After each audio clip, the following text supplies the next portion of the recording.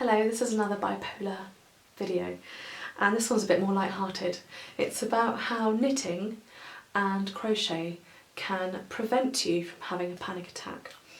So when I was healing again, me and my husband, we weren't really into kind of going to pubs and drinking, and I didn't drink alcohol, neither did he, and then Heidi could join in, and what we would do is we would, in the daytime, at the weekends generally, sometimes after work, if we were treating ourselves, we would go into a cafe, like Costa's for example, and sometimes I used to find that scenario or that situation difficult, because there's always the really loud noise of the coffee machine in the background. There's always an awful lot of people sitting around you in the tables and chairs and queuing up, and there's just a lot going on, isn't there, when you're in one of those places? It's not calm at all.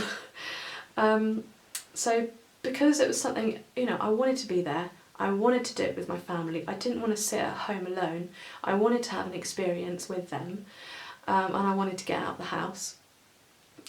So I'd go along, but sometimes I'd find it really overwhelming. So what I would do is my technique would be to take my crochet or my knitting along, and I would literally so I'd have my needles on my crochet hook, and I'd focus on very carefully what I was doing.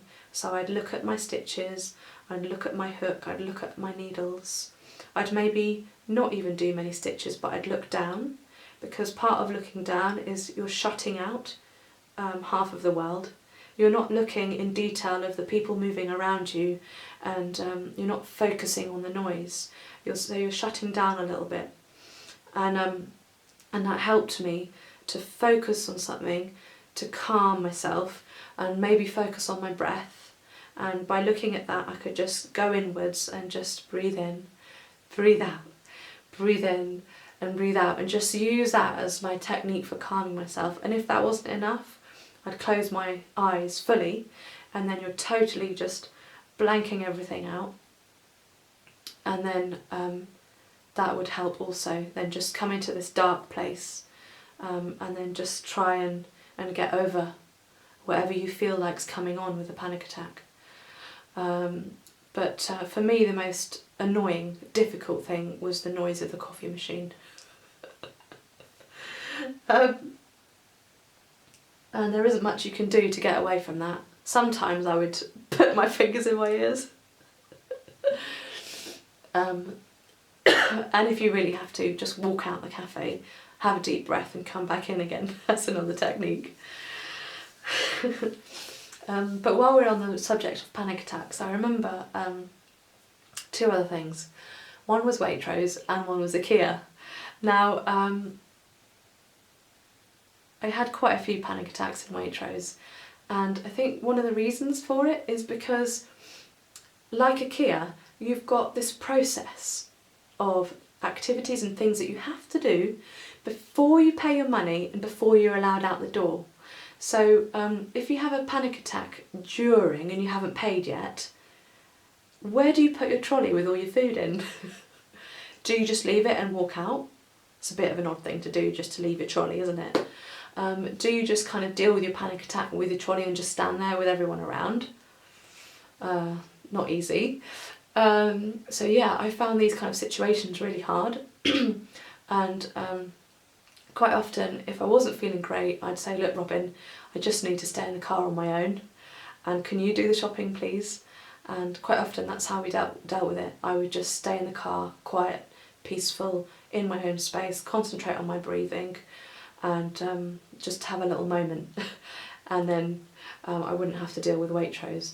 But as I got stronger and I had less panic attacks and I felt more confident, I was able to do it on my own. But yeah, IKEA is the worst because it's so huge, and it takes a very long time for you to be able to walk even to the till and pay, and the queues at the till are immense, and and then finding the things that you're trying to buy, oh my god, that's really hard work.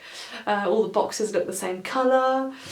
Oh yeah, insane and difficult and intense, and this little path, and where are the arrows, on the floor or on the ceiling? Which way do I go?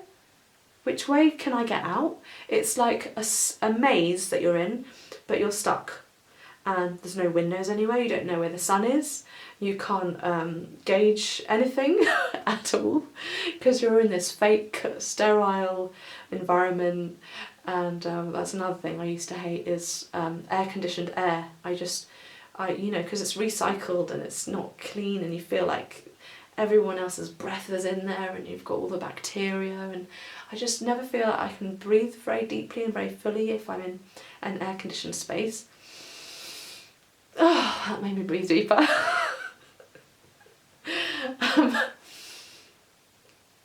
Yeah, but now I can deal with the kit and I can deal with Waitrose, I'm fine.